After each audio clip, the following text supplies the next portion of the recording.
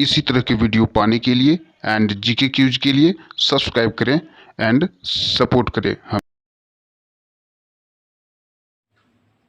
नमस्कार मेरे प्यारे विद्यार्थियों, और आज मैं लेकर हाजिर हूँ क्लास 6 का साइंस पाठ 9 हमारे चारों ओर के परिवर्तन। ठीक है, इसमें पाठ को आप अच्छे से पढ़ेंगे तो आपको बेहतर समझ में आएगा। ठीक है, हम इसका क्वेश्चन का आंसर करेंगे। आप हमारे प्लेलिस्ट के माध्यम से सभी विषयों के क्वेश्चन आंसर देख सकते हैं।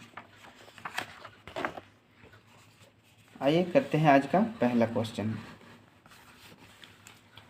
आइए देखते हैं पहला क्वेश्चन में क्या कहा गया है कि सही विकल्प का चयन कीजिए। कुछ विकल्प दिया गया है।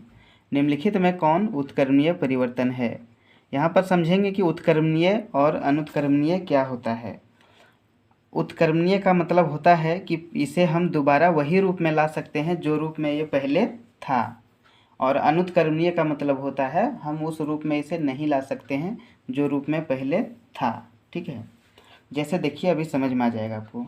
निम्नलिखित में कौन अनुत्क्रमणीय परिवर्तन है? तो पानी का बर्फ में बदलना, कील में जंग लगना, पेपर का जलना, रोटी का सड़ना। तो देखिए पानी अगर बर्फ़ में बदल गया तो इसे हम फिर दोबारा पानी में ला सकते हैं, बदल सकते हैं इसे ठंडा करके। ठीक है, लेकिन कील में जो जंग लग गया, कील सड़ गया, तो क्या दोबारा कील उसको हम बना सकते हैं सड़ा हुआ? नहीं।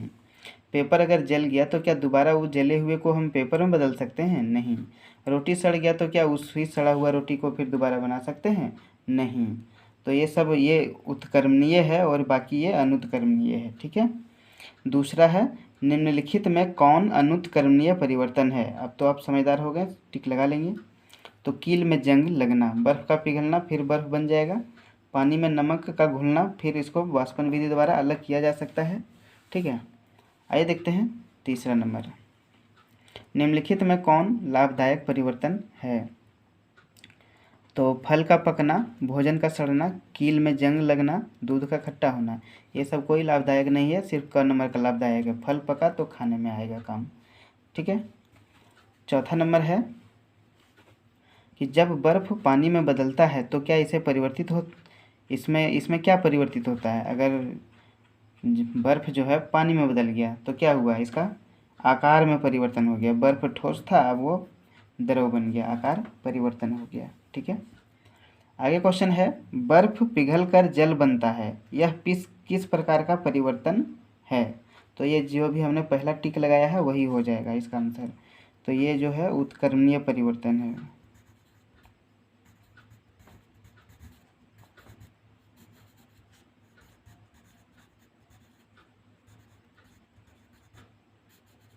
तो ये जो है उत्क्रमणीय परिवर्तन है। ठीक है,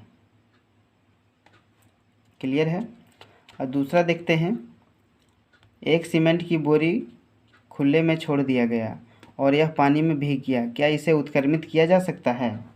ये तो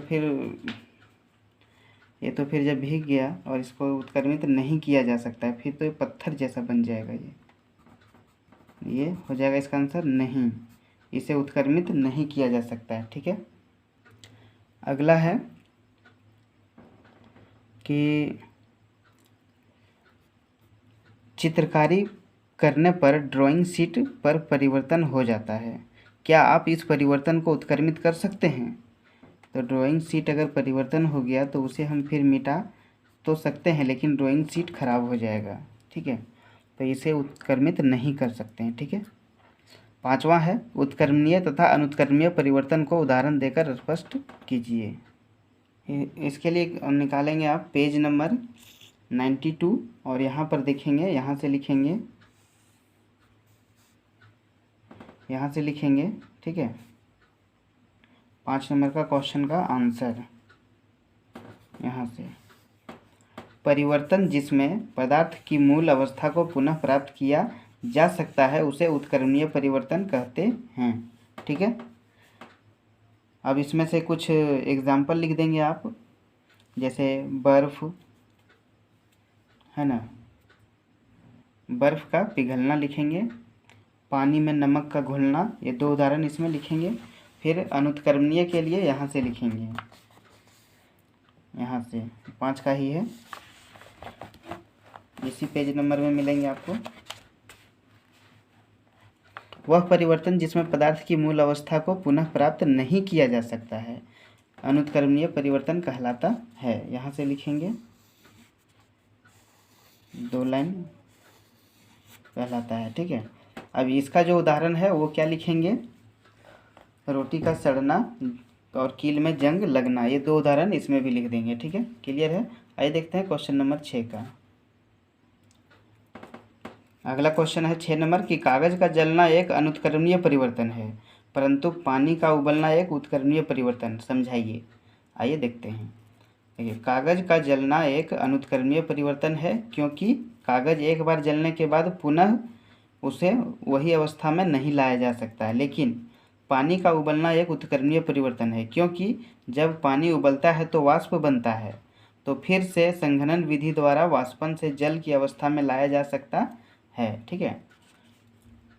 जब ये वाष्प में बदलता है तो वाष्पन, तो फिर ये जो है संघनन विधि द्वारा इसको फिर से पानी में बदला जा सकता है, ठीक है। क्लियर है। आप हमारे चैनल को अभी तक सब्सक्राइब नहीं किए हैं तो कृपया सब्सक्राइब जरूर करें।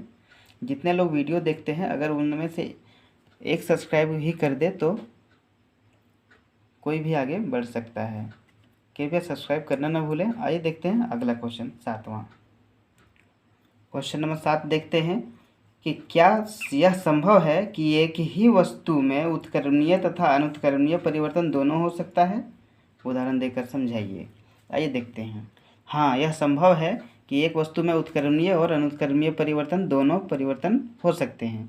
जैसे क्या है, मोमबत्ती का जलना, मोमबत्ती के जलने में हमें मोम को पुनः प्राप्त हो सकता है परंतु वह मोम पुनः जलाया नहीं जा सकता है क्योंकि उसकी बत्ती हमें पुनः प्राप्त नहीं होगी, ठीक है। 8वां नंबर है कि क्या पदार्थों में परिवर्तन स्वयं हो सकता है, अपने उत्तर का कारण दीजिए। तो देखिए, हाँ, पदार्थों में स्वयं परिवर्तन हो सकता है। जैसे बर्फ़ का जल में परिवर्तन होना, और बर्फ़ को रेफ्रिजरेटर से बाहर रख दिया जाए तो वह स्वयं ही जल में परिवर्तित हो जाता है। क्लियर है।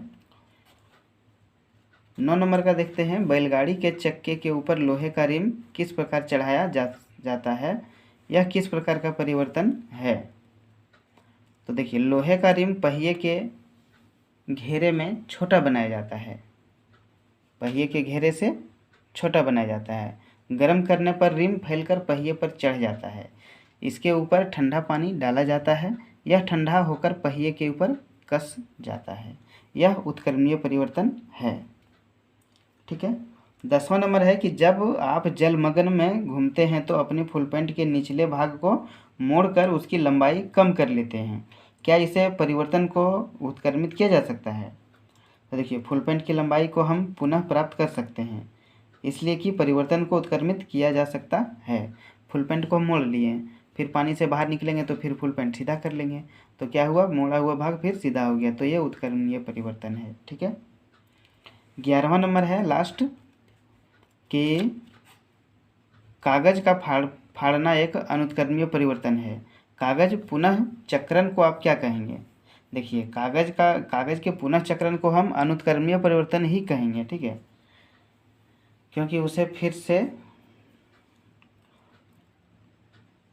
दोबारा नहीं लाया जा सकता है। इसी तरह के वीडियो पाने के लिए एंड जीके क्यूज के लिए सब्सक्राइब करें हमारे चैनल को एंड हमें सपोर्ट करें। फिर मिलेंगे अगले वीडियो में, तब तक वीडियो में अंत तक बने रहने के लिए आपका बहुत बहुत धन्यवाद।